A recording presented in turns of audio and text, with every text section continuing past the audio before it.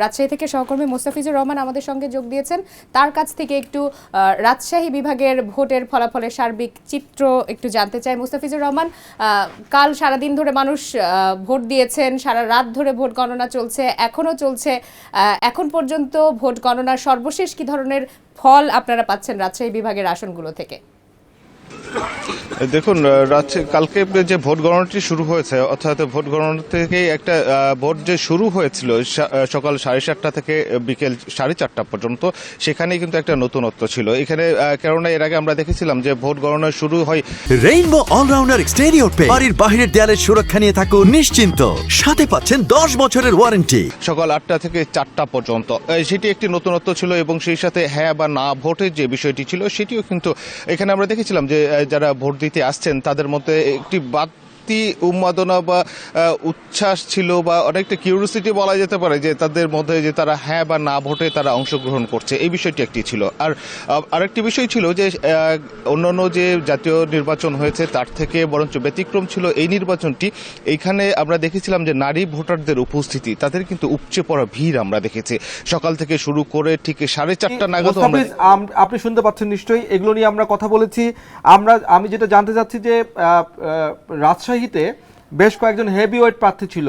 মিজানুর রহমান মিনু, যিনি আগে রাজশাহীর সিটি কর্পোরেশনের মেয়র ছিলেন, জামাতের একজন সহকারী সেক্রেটারি জেনারেল, কেন্দ্রীয় নেতা রয়েছেন, আরও কয়েকজন নেতা রয়েছেন। কোনো বিশেষ চমক আছে কিনা, কেউ হেরে গেছেন কিনা, বা সবাই জয়ী হয়েছেন কিনা যারা বড় বড় নেতা রয়েছেন রাজশাহী জেলায়, রাজশাহীর যে আসনগুলোর মধ্যে? হেভিওয়েট প্রার্থী যারা রয়েছেন তাদের বিষয়ে রাজশাহীতে 6টি যে আসন ছিল, 6টি আসনের মধ্যে 2টি জামাত পেয়েছে এবং বাকি 4টি কিন্তু বিএনপি পেয়েছে। অর্থাৎ আমরা যদি বলে থাকি, আপনি যেমনটি বলছিলেন যে রাজশাহীতে হেভি ওয়েট প্রার্থী বলতে মিজানুর রহমান মিনু যিনি ছিলেন, তিনি কিন্তু তার প্রতিদ্বন্দ্বিতা ছিল জামাতের প্রতিদ্বন্দ্বিতা ছিল ডক্টর জাহাঙ্গীর। তিনি এখানে বেশ বড় ব্যবধানে বলা যেতে পারে পরাজিত হয়েছেন এবং মিজানুর রহমান মিনু এখানে রাজশাহী সদর 2 আসন সেখানে তিনি বিজয় লাভ করেছেন।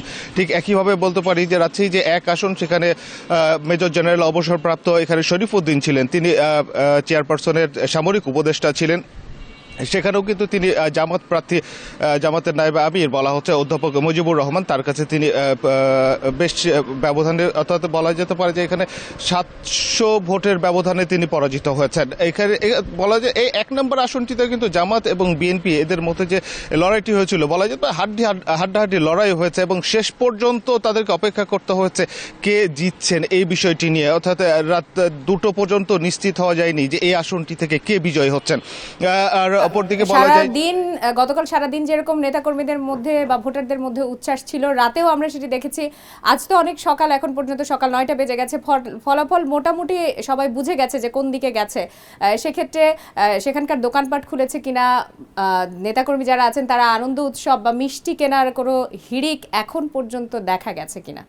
দেখুন, দলীয় নির্দেশনা যেহেতু রয়েছে, যার ফলে এখানে কোনো উল্লাস বা যে আনন্দ উল্লাস করবে সেটি তারা করছেন না। এটি গতকাল রাতেই বিএনপির পক্ষ থেকে জানানো হচ্ছে যে তারা যে বিজয় মিছিল যেটি বলা হয়ে থাকে বা আমরা দেখে থাকি অন্যান্য ক্ষেত্রে, এইবার সেটি ব্যতিক্রম করা হচ্ছে না এবং জামাত প্রার্থীদের সঙ্গে কথা বলা হয়েছে, তারাও কিন্তু কোনো উল্লাস করবেন না বা আনন্দ মিছিল তারা বের করবেন না।